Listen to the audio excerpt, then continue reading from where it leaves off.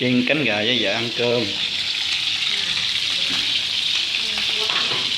Quay này với tía.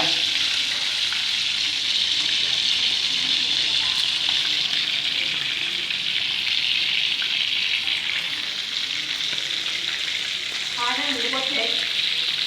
Thôi ra. Ngầu.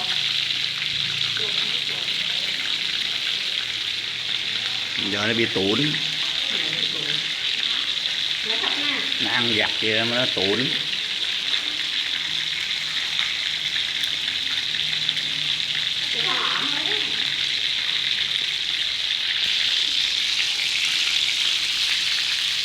Ra riêng thấy khổ các bạn.